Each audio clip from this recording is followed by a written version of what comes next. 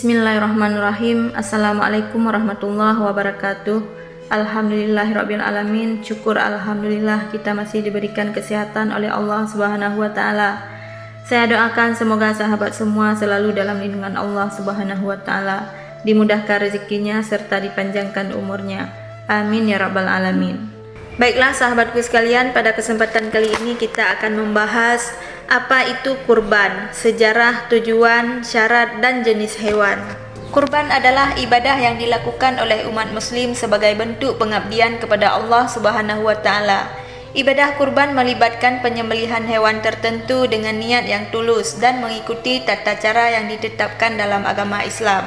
Ibadah kurban dilakukan pada Hari Raya Idul Adha yang jatuh pada tanggal 10 Dzulhijjah dalam kalender Hijriyah.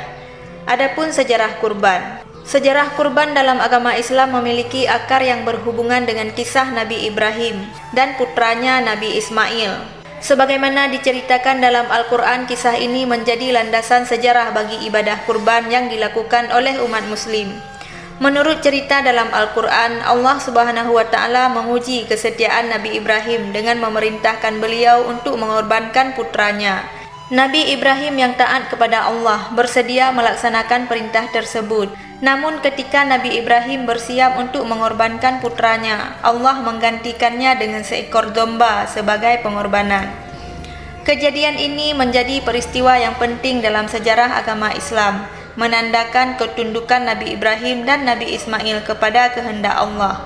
Ibadah kurban dalam agama Islam diyakini sebagai bentuk penghormatan dan pengabdian yang mengikuti contoh tersebut. Setelah datangnya Islam dan penyebaran ajarannya, ibadah kurban menjadi sebagian penting dari ritual dan tradisi agama Islam. Ibadah kurban secara resmi diatur pada masa kehidupan Nabi Muhammad SAW yang menetapkan waktu dan ketentuan-ketentuan pelaksanaannya. Praktik kurban terus dilestarikan dan dilaksanakan oleh umat muslim di seluruh dunia hingga saat ini. Setiap tahun pada Hari Raya Idul Adha, umat muslim yang mampu secara finansial menyembelih hewan kurban sebagai bentuk ibadah, mengikuti contoh ketundukan dan ketaatan Nabi Ibrahim. Selain sebagai bentuk ibadah, kurban juga memiliki dimensi sosial dan kemanusiaan yang penting. Daging kurban dibagikan kepada keluarga, kerabat, dan orang-orang yang membutuhkan. Hal ini mempromosikan kebersamaan, kepedulian sosial, dan berbagi rezeki dengan sesama. Sejarah kurban dalam Islam melibatkan nilai-nilai keimanan, pengorbanan, ketundukan, dan kepedulian sosial. Ibadah ini terus menjadi bagian integral.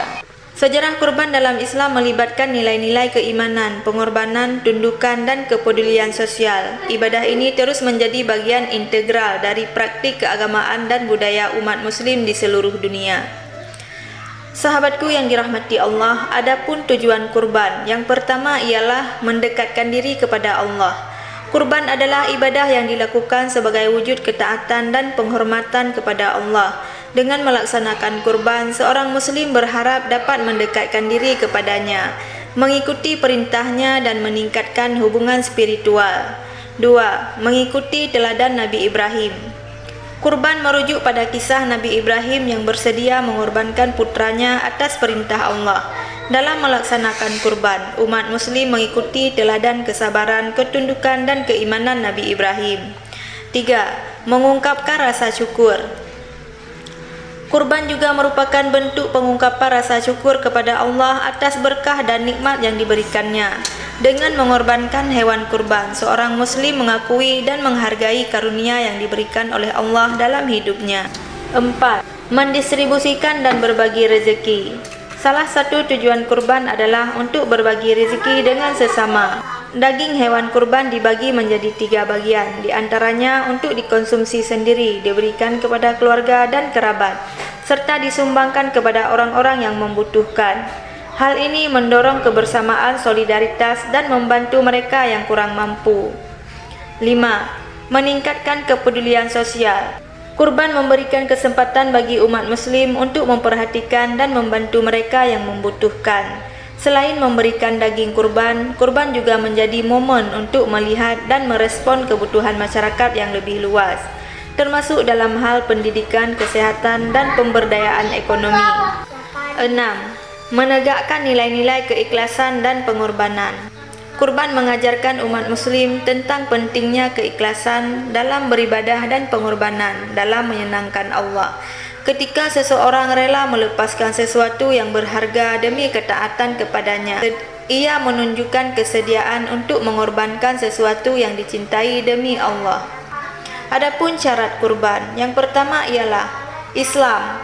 Orang yang ingin melakukan kurban haruslah seorang muslim karena ibadah kurban khusus ditunjukkan bagi umat Islam. 2. Baligh. Seorang yang melakukan kurban harus telah mencapai usia baligh, yaitu usia dewasa yang ditandai dengan tanda-tanda fisik dan psikologis tertentu. 3. Berakal. Syarat lain adalah seseorang yang melakukan kurban haruslah berakal, memiliki kemampuan intelektual dan kesadaran dalam melaksanakan ibadah.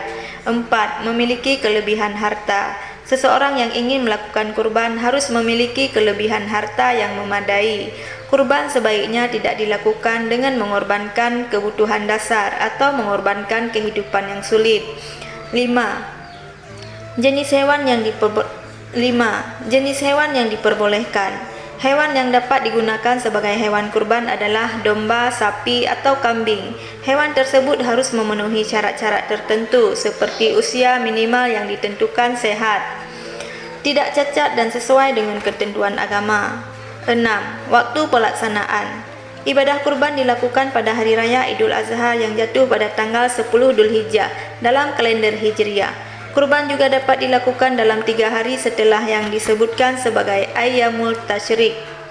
7. Niat. Seseorang yang melakukan kurban harus memiliki niat yang tulus dan jelas, yaitu melakukan ibadah kurban semata-mata karena Allah Subhanahu wa Ta'ala.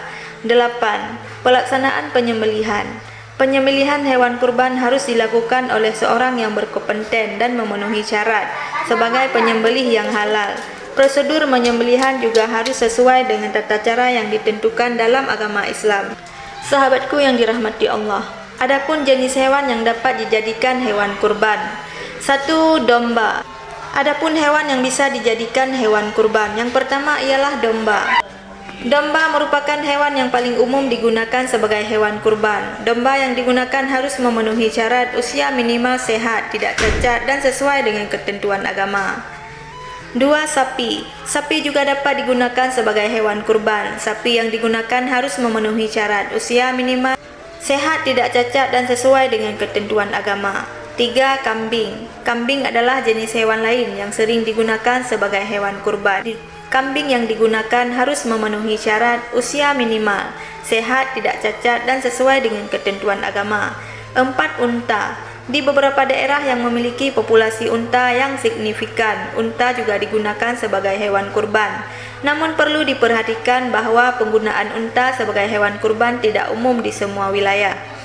5. Kerbau. Kerbau yang memenuhi syarat-syarat agama Islam dapat dipilih untuk ibadah kurban. Sahabatku yang dirahmati Allah, itulah kurban, sejarah, tujuan, dan syarat dan jenis hewan yang akan boleh untuk berkorban. Demikianlah video kita kali ini tentang kurban. Semoga video ini bisa bermanfaat bagi kita semua. Wassalamualaikum warahmatullahi wabarakatuh.